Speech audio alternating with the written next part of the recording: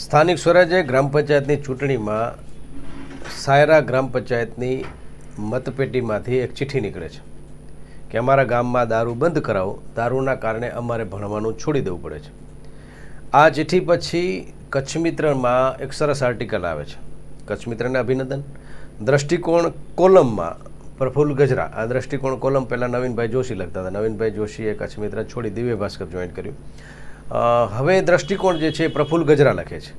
એટલે આ કોલમના કોલમિસ્ટ પ્રફુલ્લ ગજરાને પણ અભિનંદન, કચ્છ મિત્રને પણ અભિનંદન. વાતને પકડી લીધી. મીડિયાનું કામ એ જ હોય છે કે આસપાસ જે ઘટના બને એ સામાન્ય વ્યક્તિની નજરમાં ના આવે, એની પકડમાં ના આવે, પણ અખબાર યા તો પછીનો પત્રકાર જે છે પકડી લે. ત્યારબાદ આ આર્ટિકલને પકડી અને ફેસબુકમાં અવારનવાર જાગૃતિના અહેવાલ લખતા રામજીભાઈ વેલાણી આ લેખને પકડી લીધો. એટલે રામજીભાઈ વેલાણીને પણ અભિનંદન. રામજીભાઈએ સરસ વાત કરી કે ભાઈ બહારની પોલીસ એસએમસી એ આવીને રેડ પાડે તો સ્થાનિક પોલીસ શું કરે છે? દારૂના કારણે, વ્યસનના કારણે શિક્ષણ મૂકી દેતા બાળકોની વાત અહીંયા રજૂ કરવામાં આવી છે. પણ હું અલગ અલગ આર્ટિકલો, અલગ અલગ લેખકોને વાંચતો હોઉં છું. એમાં રામજીભાઈ વેલાણીને પણ વાંચું છું. એમના આર્ટિકલને હું ચર્ચા વિચારણામાં પણ લઉં છું. ક્યારેક સંવાદ વિવાદ પણ થાય છે. તો આ જ આર્ટિકલને લઈને મેં રામજીભાઈને સંબોધન કર્યું છે. એ પહેલાં તમને જણાવી દઉં કે શિક્ષકોની ઘટનો મુદ્દો કચ્છમાં હજુ પણ છે. બાળકો શાળાએ નથી જતા એનું કારણ માત્ર વ્યસન નથી, દારૂ નથી. આ તો એક પાસું છે. એટલે મેં રામજીભાઈને કીધું કે આદરણીય રામજીભાઈ વેલાણી, આપ એક દિશાએ ન જુઓ. હું કચ્છના પીઠ અખબારોને, કચ્છના જાંબાજ પત્રકારોને એ પણ કહું છું કે કોઈ પણ ઘટનાને એક દિશાએથી જોવાની બદલે આપણે એરિયલ વ્યૂથી જોઈએ કોઈ પણ ઘટનાને, કે શા માટે બાળકો જે છે એ શાળાએ નથી જતા. ઘણા બધા કારણો છે. અને તમને જણાવી દઉં કે અત્યારે સરકાર રાજીપો વ્યક્ત કરે છે શાળા પ્રવેશ ઉત્સવનો. 4000થી વધારે કે 4000 જેટલા શિક્ષકોની ભરતી થયા પછી પણ આજે કચ્છમાં શિક્ષકોની ઘટનો પ્રશ્ન હજુ પણ સપાટીએ છે. હજુ પણ કદાચ બિન સત્તાવાર, કારણ કે આંકડા તો સરકાર પાસે માંગીએ એટલે એનો બહુ લાંબો સમય લાગતો હોય છે, એની મોટી પ્રક્રિયા હોય છે. એટલે હું આંકડા કહી દઉં છું, કદાચ હજુ પણ જેટલા ભરાયા છે ને એટલા શિક્ષકોની ઘટ હોઈ શકે છે. સત્તાવાર આંકડા આવ્યા પછી ખબર પડશે. તો હું ચોક્કસ અત્યારે આ માધ્યમથી કહીશ કે જો હું ખોટો હોઉં તો તમે સાચા આંકડા જાહેર કરો. હજુ પણ એટલા ને એટલા કે 4000 જેટલા શિક્ષકોની કચ્છમાં ઘટ છે. જો નથી તો તમે મને આંકડા આપો, જેથી કરીને મને સ્પષ્ટ ખબર પડે અને હું લોકો સમક્ષ મૂકી શકું. આ બધી જ વાતો અત્યારે એટલે કહેવી પડે છે. શાળા પ્રવેશોત્સવના નામે જે તાયફાઓ ચાલી રહ્યા છે એ એક બાજુના છે. શાળાએ ન જતા બાળકોના મને 10 જેટલા કારણો મળ્યા છે. તો આપ મને જે સાંભળી રહ્યા છો, જોઈ રહ્યા છો, એને પણ હું કહું છું કે નીચે કોમેન્ટ્સમાં જણાવજો કે આ 10 સિવાય બીજા કોઈ કારણો છે. શિક્ષકોની ઘટ એક કારણ. દારૂની બદી જે અત્યારે એક કોઈ કે ચિઠ્ઠી મોકલાવી છે, કોણે મૂકી છે? કારણ કે મતપેટીમાં નાખવા માટે અંડર એજ એટલે કે 18 વર્ષથી કોઈ નીચેનો તો બાળક ગયું નહીં હોય, કારણ કે એને તો મતાધિકાર નથી. તો મત નાખવા માટે પુખ્ત વયનો વ્યક્તિ ગયો હશે, મતદાર ગયો હશે. તો આ ચિઠ્ઠી એને કોણે મોકલાવી છે? આ ચિઠ્ઠી, કારણ કે વ્યસનનું પ્રમાણ પુરુષોમાં વધારે છે, તો એ દીકરા દીકરીએ એ મતપેટીમાં ચિઠ્ઠી નાખવા માટે એની મા, એની બેન, એ તો એનો ભાઈનો ઉપયોગ કર્યો હશે કે ભાઈ આ વાત અમારી સરકાર સુધી પહોંચાડો. સરકાર સુધી વાત પહોંચી ગઈ. પણ હવે શું દારૂની બદી કચ્છમાંથી નીકળી જશે? દારૂનું દૂષણ કચ્છમાંથી નીકળી જશે? સવાલ ત્યાં ને ત્યાં છે.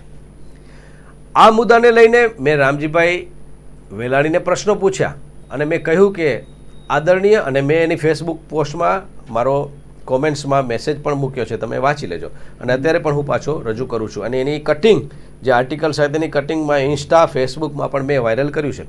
મેં પ્રશ્ન પૂછ્યા છે રામજીભાઈને કે આદરણીય રામજીભાઈ વેલાણી, આપ શિક્ષિત છો, માત્ર એક દિશાએ ન જુઓ. શાળાએ ન જતા બાળકોના કારણો મને 10 દેખાય છે. આપને કેટલા દેખાય છે? ઈમાનદારીથી લખશો. મને જે કારણ દેખાય છે એમાંનું એક, ગામમાં, શહેરમાં વધતું વ્યસન જે આ ચિઠ્ઠીમાં છે. નંબર 2, શિક્ષકોની ઘટ. નંબર 3, શાળા મર્જ. નંબર 4, અનિયમિત સરકારી બસ. નંબર 5, વરસાદ સમયે આજે પણ પાપડીઓના કારણે વિભાજિત થઈ જતા ગામડા.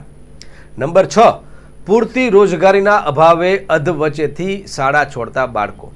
આજે માતા પિતા સવારથી સાંજ સુધી એટલું નથી કમાઈ શકતા કે પોતાના બાળકોને ભણાવી શકે છે, અને એટલે જ બાળક હજુ તો જુવાન થાય એ પહેલાં જ યુવાન થઈ જતું હોય છે.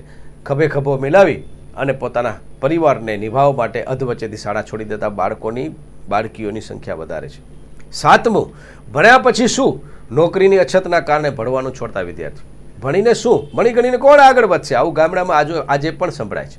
નોકરીની તકોની જે છે એ અપૂરતી વ્યવસ્થા, એના કારણે પણ બાળકો શાળા છોડે છે. નંબર 8, શિક્ષણનું ખાનગીકરણ, એટલે કે સરકારી શાળાનું કથળતું શિક્ષણ, એટલે પણ અધવચ્ચેથી નિશાળે જતા બાળકોની સંખ્યા મોટી છે. આજે ખાનગી શાળાઓ એટલો બધો ભભકો, સ્કૂલ ડ્રેસ, એના સ્માર્ટ ક્લાસ, એટલું બધું જે છે દેખાડે છે કે સરકારી શાળામાં ભણવું જાણે કંઈક નાનપ છે, ઓછપ છે, એવું ચિત્રણ અત્યારે ઊભું થયું છે. 9મું, ટ્યુશન ક્લાસનું વધતું દૂષણ એ 9મું કારણ છે, જેના કારણે ગરીબ બાળકોને શાળા છોડવા માટે મજબૂરી છે. આજે સરકારી શાળાના શિક્ષકોને ટ્યુશન કરાવવાની મનાઈ છે, પણ તેઓ પણ કરાવે છે, ખાનગી શાળામાં જઈને ભણાવે છે. એવા દાખલા છે સાહેબ, તપાસ કરો, શિક્ષણ અધિકારીઓ તપાસ કરો કે આજે ટ્યુશનનું દૂષણ જે છે એના કારણે ગરીબ બાળકો, કારણ કે સ્કૂલમાં બરાબર ભણાવવામાં નહીં આવે, તમારે નબળું છે બાળક એટલે ટ્યુશન મોકલવું પડશે, અને ગેરકાયદે રીતે પણ સરકારી શિક્ષકો, કારણ કે હવે ખાનગી શાળાના શિક્ષકો તો એને ઓછો પગાર મળે છે એટલે એ ખાનગી પોતાના ઘરે ટ્યુશન કલાવશે. એટલે ટ્યુશનની બદીના કારણે, ટ્યુશનના દૂષણના કારણે જે છે એ સૌથી મોટું જે છે એ ફટકો જે છે એ સરકારી શાળાને પડ્યો છે, ગરીબ બાળકોને પડ્યો છે. અને 10મું, જર્જરતી શાળાઓની સ્થિતિ ખરાબ છે, વર્ગખંડની સ્થિતિ ખરાબ છે, ક્યારે ઉપરથી પોપડા પડે. હમણાં જ એક ઘટના બની કે પોપડા પડવાને કારણે બાળકો ઘાયલ થયા. અપૂરતા સાધનો, ઓછા શિક્ષકો, આ 10મું કારણ છે. તો મિત્રો, હવે હું આપને કહું છું કે 11મું, 12મું જેટલા પણ તમને કારણો મળે નીચે કોમેન્ટ્સમાં જણાવજો, જેથી કરીને હું બીજો એપિસોડ બનાવું ત્યારે મને ખબર પડે કે કયા કયા કારણોથી બાળકો શાળાએ નથી જતા અથવા તો અધવચ્ચેથી છોડી દે છે. માત્ર એક દિશાએ ન જોઈએ આપણે. એટલે ફરી એકવાર આપ દર્શકોનો આભાર. તમે કોમેન્ટ્સમાં જરૂરથી જણાવજો. નમસ્કાર, હું જયમલસિંહ જાડેજા, મા ન્યૂઝ, કચ્છ, ગુજરાત.